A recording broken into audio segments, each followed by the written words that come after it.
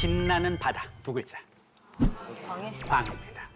자, 21세기 대한민국 사람들이 광해에 대해서 어떤 이미지를 갖고 있는지 광해 역할을 맡았던 분들을 한번 소개하겠습니다. 첫 번째.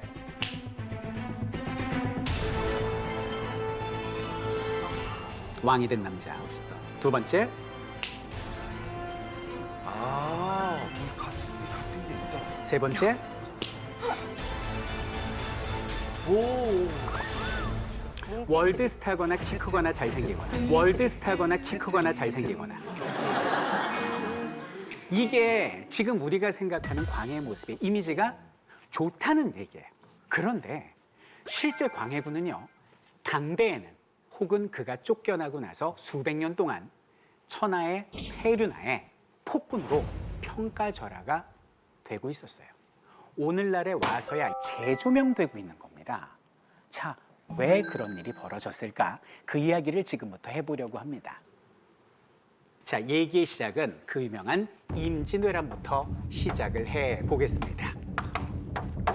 자, 임진왜란을 기억하십니까? 중국에는 명나라가 있었고 우리나라는 조선이었습니다. 그래서 여기는 명나라와 조선이, 중국과 우리가 한편 먹고 여기는 일본과 7년 동안 싸웠던 전쟁이 바로 임진년에 벌어진 외인들의 난동 사건이었어요. 이때 왕이 선조였죠. 선조 아시죠? 근데 선조는 전쟁이 벌어지자 어디로 몽진을 하십니까? 여기는 의주로 피난을 가셨어요. 그리고 이 선조는 원래 권력을 안 줘요, 자식한테 이분은. 안 주고 버티다가 전쟁이 나고 피난을 가면서 자신의 아들이었던 광해에게 세자 책봉을 합니다. 그리고 왕신을 반으로 딱 나눠요. 일국의 왕과 다름없는 책임감을 가지고 반드시 이 나라와 백성을 보위하고. 아닙니다. 이건 전부 다 만분한 일이옵니다. 이제부터 네가 이 나라의 왕이다. 그래서 광해는 정말로 의병들과 손에 손을 잡고 전국을 뛰어다니면서 여기는 외놈들과 싸웠던 전쟁 영웅이었다. 이렇게 보시면 되겠습니다. 자, 그런데요, 이 세 나라만 볼 게 아니라 굉장히 중요한 나라가 있습니다. 바로 우리나라 북방 만주에 있었던, 따라해보죠, 여진족이었습니다. 여진족은요, 만주 지방에 사는데 굉장히 거칠고 야수의 기질을 갖고 있는 용맹스러운 사람들이었어요.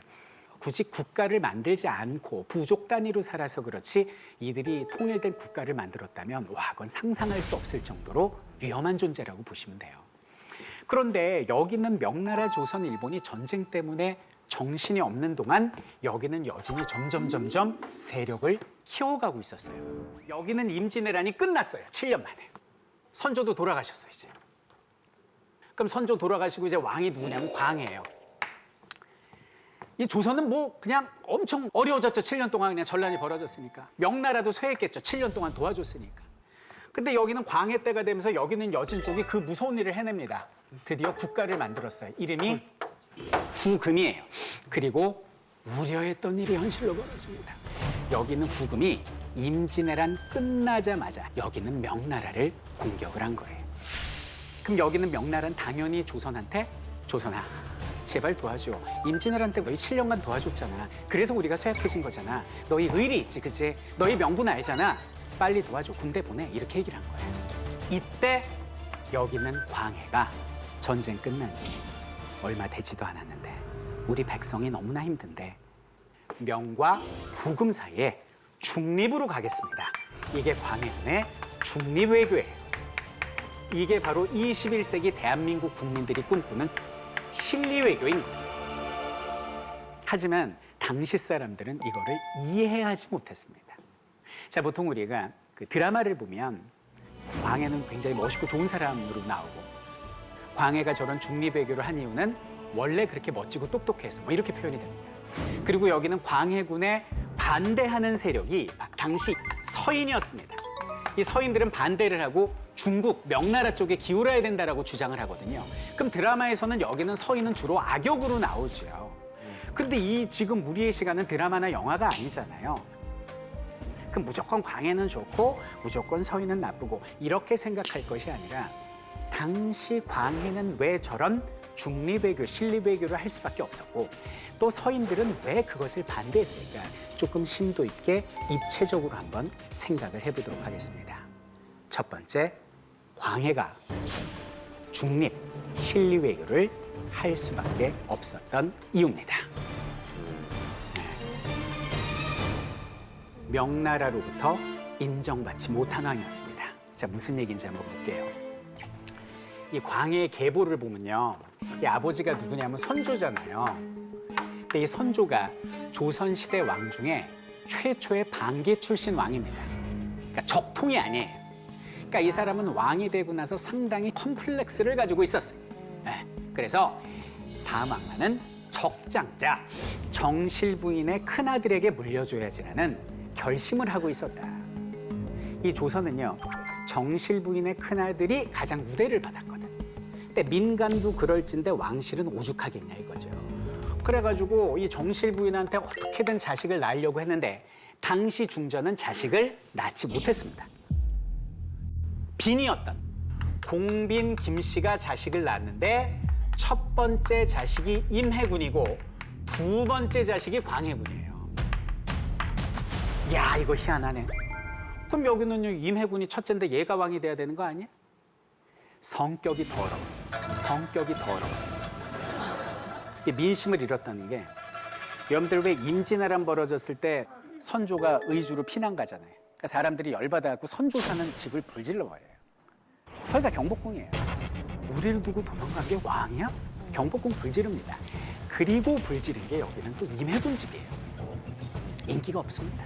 그래서 워낙 포악하고 성격이 더러워서 여기는 광해가 왕이 된 거거든요. 그럼 자, 명나라 입장에서 보세요. 뭐야? 정실부인도 아니고 첩의 자식인데 첫째도 아니고 둘째가 왕이 돼? 야, 우리 인정 못해. 광해군의 태생적 약점을 물고 늘어지는 겁니다. 왜 둘째가 왕이 됐지? 첫째가 돼야 되는 거 아니야? 지금 첫째가 살아있는데. 이렇게 나옵니다. 자, 이런 상황에서 여기는 후금은 점점 강성해 가고 있고 여기는 명나라는 쇠퇴해 가고 있고 근데 명나라는 나를 인정하지 않고 그러면 광해는 어떤 판단을 할 수밖에 없었을까요? 그게 첫 번째예요. 그리고 두 번째 봅니다. 아버지 선조 때부터 시작된 여진에 대한 정보 수집이었습니다. 여러분들, 이 외교 관계에서 정말 중요한 게 뭐냐면 상대 국가에 대한 정보 수집이에요. 그래서 선조는 임진왜란 도중에 정탐꾼을 보내서 여기는 여진족이 얼마나 강성한지 끊임없이 살폈고 그 선조의 어떤 정보 전략은 광해한테도 이어져서 광해도 여기는 여진족을 끊임없이 살폈다는 얘기예요. 근데 들려오는 얘기가 믿을 수 없을 만큼 충격적입니다. 이 여진족이 얼마나 강했는지 예를 들어 드릴게요. 임진왜란 때 육군 중에 하나인 일본군이 우리나라 부산으로 쳐들어오죠. 부산에서 여기까지 서울로 밀고 들어오는데 20일밖에 안 걸립니다. 그것도 걸어서 온 보병인데요. 무리는 파죽지세로 깨졌어요. 그리고 여기 있는 이제 서울로 와서 이때부터 갈리기 시작하는데 고니시 육기 나가는 선조 붙잡는다고 평양으로 치고 들어가고 경쟁자였던 갓도기요마사는 여기는 함경도 쪽으로 밀고 올라가기 시작했어요. 갓도는 저쪽 평양으로 가야 선조 사로잡고 공을 세울 텐데 그래, 내가 공을 세우는 길은 함경도 전역을 차지하는 길밖에 없어. 북상하라! 북상하라! 이러고 가고 있었어요. 그러다가 태어나서 한 번도 겪어보지 못한 무시무시한 상대를 만나게 됩니다. 바로 알고라. 여진이었습니다. 조총으로 무장한 일본 정예 군대가 여기는 여진족, 말 타고 온 여진족한테 작살이 납니다. 갓도기요마사 깜짝 놀라고 아이고야 이거 뭐야 그러면서 강원도로 도망을 가요. 이때 갓도는 생각했을 겁니다. 우리가 조선을 수년 동안 정탐했지만 우리가 몰랐던 게 세 가지였구나. 첫 번째, 이순신의 존재를 몰랐고 두 번째, 이 나라 백성 의병들의 자존감을 몰랐고 자존감 수업이라도 좀 읽어둘 걸. 세 번째, 여진족을 몰랐구나. 저거 보통이 아니구나 라는 뼈저린 교훈을 느꼈을 거란 말이죠. 이런 모든 일을 여기는 광해는 누구보다 잘 알고 있었어요. 저 건드리면 안 돼. 이런 정보가 있었다는 얘기입니다. 이게 중리배교의 두 번째 이유예요. 마지막 세 번째입니다. 임진왜란을 통해 얻은 경험이죠. 제가 아까 뭐라고 말씀드렸습니까? 광해는 세자 신분으로 의병을 이끌고 전국의 전투 지역을 뛰어다니면서 그 전쟁의 참상을 직접 몸소 겪었다고 했죠. 이야, 이거 큰일이구나. 다시는 이 땅에 이런 일이 벌어지면 안 되겠구나를 몇 번이고 다짐합니다. 절대로 전쟁만은 안 돼.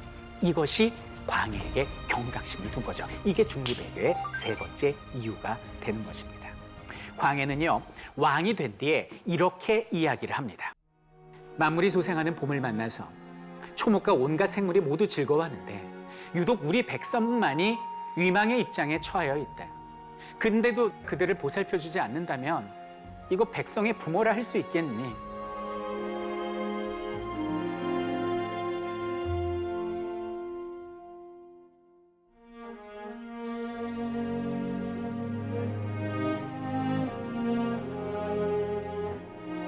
전하, 전쟁이 두려우십니까? 많이 두렵다. 왜냐하면 예전에 세자로 있을 때 험한 경험을 두루두루 했기 때문이다. 전하, 아무리 그래도 여기는 아버지를 멀리하시고 여기는 오랑캐와 손을 잡는다는 것은 이건 너무나 비겁한 일 아닙니까? 너 지금 무슨 소리 하는 거야? 고상한 말과 큰 소리만으로 말을 타고 들어오는 하늘을 뒤덮을 듯한 적을 막아낼 수 있어. 너 그랬다 만약에 쟤들이 진짜 쳐들어와서 우리 백성을 짓밟기라도 한다면 너 그때 말로 막을 거야? 너 붓으로 무찌를 수 있어? 그딴 소리 하지도 마. 이게 광해 입장이었던 것이죠. 그래서 광해는 중리배교를 선택할 수밖에 없었어요. 그런데 여기 있는 서인은 전혀 다른 생각을 하고 있었습니다. 전혀 반대적인 입장에 서 있었어요. 그리고 이 사람들은 정권 욕심도 있었겠죠.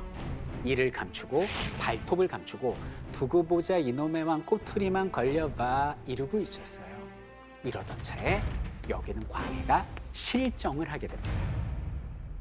광해가 어떤 실정을 하느냐? 전란을 복구하면서 궁궐을 다시 짓는데 지붕을 청기화로 덮었다 이거예요. 사치했다 이거지. 그리고 광해가 점치는 걸 좋아해요. 사술에 빠져 점을 쳤다. 요게 꼬투리로 잡히고 가장 직접적인 꼬투리는 뭐냐면 자 따라해 볼까요? 폐모, 살제. 자 무슨 얘기냐? 엄마를 패하고 형제를 죽였다는 얘기인데요. 광해는 자신의 왕권을 지키기 위해서 친형 임해군을 죽입니다. 아 이거 친형제 죽이기 쉬운 일도 아닌데 동복 형제를 죽였어요. 그리고 이 선조의 원래 부인 중전은 죽어버리고 새로 중전이 왔어요. 그게 누구냐면 선조가 50대에 얻은 19살 소녀 훗날 임목대비예요. 새엄마가 왔는데 나이가 광해군보다 더 어린 새엄마가 온 거예요. 근데 여기는 새엄마가 아이를 낳네? 배다른 동생을 낳네? 얘가 영창대군이에요. 근데 문제는 적장자예요. 그죠? 그러니까 이 영창대군 때문에 광해는 세자 시절에도 엄청나게 스트레스를 받고 있었다고요. 아휴, 우리 아버지가 이러다가 갑자기 세자 내 동생한테 넘겨주는 거 아니야? 어떡하지 하고 굉장히 스트레스 받다가 아버지가 돌아가신 거예요. 그럼 이제 아버지가 돌아가셨으면은 나라의 최고 어른이 누구겠어요? 중전마마잖아요. 이승현님. 이승현님이 임목대비라면 광해를 왕으로 앉히겠습니까? 아니면 본인이 낳은 내 예쁜 아이를 왕으로 앉히겠습니까? 저라면 당연히 솔직히요. 솔직히 누구라도 저라면 근데 정말 솔직히 말하자면 저는 광해를 안 지킬 것 같아요. 왜요? 그래야 멋있다. 내 아이를 지킬 수 있을 것 같아요. 이야. 제가 볼 땐 임목대비의 마음도 그랬을 것 같아요. 그리고 그럴 수밖에 없었던 게 내 아이가 3살이에요. 내 아이가 3살이에요. 그렇지. 3 years old예요. 3살을. 뭐 방법이 없습니다. 다만 마음으로는 광해야, 또 내가 내 배로 낳은 자식은 아니지만 지켜줄 거지? 뭐 이런 마음이 있지 않았을까? 마음은. 근데 중요한 건 광해는 안 지켜줍니다. 임목대비의 아버지 김제남을 죽이고 여기는 자기 배다른 동생 영창대군을 왕권을 넘본다는 미명하에 죽이는데 그 죽이는 방법이 집에 가둬놓고 불을 때워서 쪄 죽입니다. 찜을 만들어 죽여요. 이걸 증살이라고 합니다. 그러면 여기는 임목대비는 마음이 어땠겠습니까? 찢어지죠. 야, 네가 사람이야? 나도 죽여 이 자식아 이렇게 얘기를 했겠지요. 마음으로 여기는 광해가 임목대비를 패해버려요. 폐모 살제가 된 거예요. 유교 사회에서 형제를 죽이고 어미를 끌어내렸다 용서받지 못할 명령이라는 거죠. 그래서 여기는 서인들이 기다렸다 그러면서 반정을 벌입니다. 그래서 신리외교, 중리배교를 내세웠던 여기는 광해를 쫓아내 버리는 거죠. 그리고 광해와 함께했던 집권 세력, 집권 여당, 북인도 같이 쫓겨나요. 이게 그 유명한 따라해보자. 인조반정. 인조반정이에요. 그럼 여기는 인조반정이 벌어지고 난 뒤에 당시 임목대비가 내린 교서를 우리 이승현님께서 아마 지금 감정이입 잘 되실 겁니다. 딱 그 마음과도 같으니. 내 비록 부덕하나 천자의 고명을 받아 선왕의 배우자가 된 사람으로 일국의 국모가 된 지 여러 해가 되었으니 선묘의 아들이 된 자는 나를 어미로 삼지 않을 수 없는 것이다. 패주 광해는 어미를 패하고 형제를 사륙한 만고의 죄인이며 명국의 은혜를 저버리고 오랑캐와 손을 잡은 극악무도한 자이니 이제 광해를 폐위하고 새 군왕을 농립하여 이 땅에 무너진 종사를 일으키고 새 시대를 열 것이니라. 자, 어쨌든 여기는 광해군은 쫓겨났습니다. 그래서 광해군이요, 쫓겨났어요. 그럼 이제 새로운 정권이 등장을 했어요. 인조 정권입니다. 새로운 집권 세력, 새로운 여당이 탄생을 했어요. 왜 광해가 평가절하됐다고요? 역사는 승자의 기록입니다. 여기는 서인들이 광해를 어떻게 기록했겠습니까? 조선왕조실록에 광해군 실록이라고 나옵니까? 아니, 광해군 일기, 군으로 일기로 강등이 되고 천하의 폐일운하로 수백 년 동안 평가절하되었던 것이죠.